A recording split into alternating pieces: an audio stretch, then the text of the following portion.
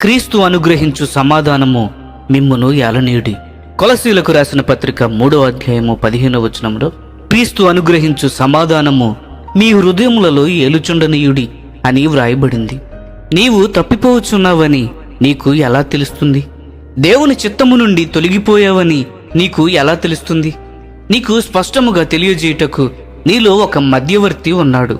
మీరు ఫుట్బాల్ ఆటను ఎప్పుడైనా చూసినట్లయితే మధ్యవర్తి లేకుండా ఆ ఆట ఆడరు. ఎందుకనగా మధ్యవర్తి లేనట్లయితే అందరూ తప్పు చేస్తారు.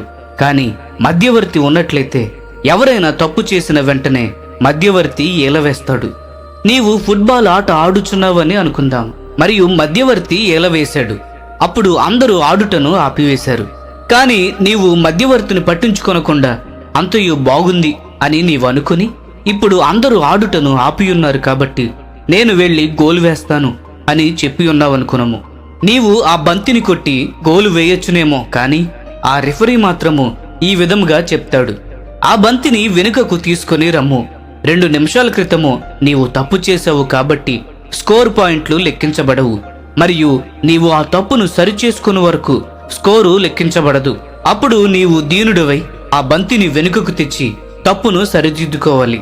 అతడు ఏలవేసినప్పుడు స్కోరు లెక్కించబడదు. దీనిని మన క్రైస్తవ జీవితానికి ఏ విధముగా అన్వయించుకొనవచ్చును? నీ మనస్సాక్షిలో ఉన్న మధ్యవర్తి ఏలవేసినప్పుడు నీవు ఏదో తప్పు చేసి ఉన్నావు. నీ భార్యతో నీవు కఠినముగా మాట్లాడి ఉండవచ్చును, లేక అక్రమముగా ధనమును తీసుకొని ఉండవచ్చును. ఒకసారి ఆ ఈల మ్రోగినట్లయితే ఆ సమయములో నీవు ప్రభువు కొరకు ఏది చేసినను అది లెక్కించబడదు. ప్రభువు ఇట్లు చెప్పుచున్నాడు, మొదట ఆ తప్పును సరిచేసుకొనుము. నీ భార్య దగ్గరకు వెళ్ళి క్షమాపణ చెప్పుము. మొదట నీ భార్యకు క్షమాపణ చెప్పి సువార్త పని చేయము. లేనట్లయితే నీవు చేసే పరిచర్య లెక్కలోనికి రాదు. క్రీస్తు యొక్క సమాధానము మీకు మధ్యవర్తిగా ఉండనీయుడి. ఈ మధ్యవర్తిని మీరు అనుసరించిన ఎడల మీరు తప్పిపోరు. ఈ మధ్యవర్తికి మీరు విధేయత చూపుటకు ఎంత సమయము తీసుకుంటారు? మధ్యవర్తితో వివాదము పెట్టుకునే ఫుట్బాల్ ఆటను ఎప్పుడైనా చూశారా? అయితే మధ్యవర్తియే ఎల్లప్పుడూ గెలుస్తాడు. ఎల్లప్పుడూ మధ్యవర్తి మాట ప్రకారమే జరుగుతుంది. ఎక్కువగా వివాదము పెట్టుకుంటే కొన్నిసార్లు ఆటగాళ్లను బయటికి పంపివేస్తారు.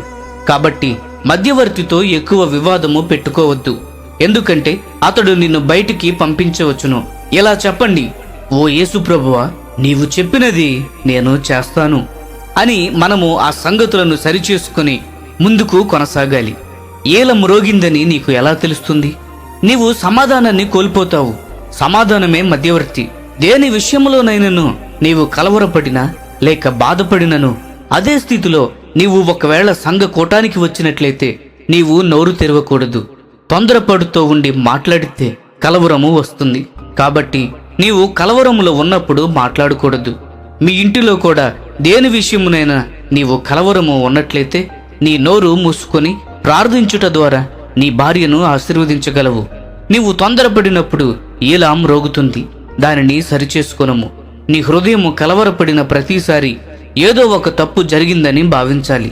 క్రీస్తు యొక్క సమాధానము మీకు మధ్యవర్తిగా ఉండునుగాక. ఆమెన్. ప్రియమైన స్నేహితులారా, ఈ సందేశములు మీకు ఆశీర్వాదకరంగా ఉన్నట్లయితే లైక్ చేయండి, సబ్స్క్రైబ్ చేయండి, అనేకులకు షేర్ చేయండి. మీ విలువైన అభిప్రాయములను కామెంట్ రూపంలో మాతో పంచుకొనండి.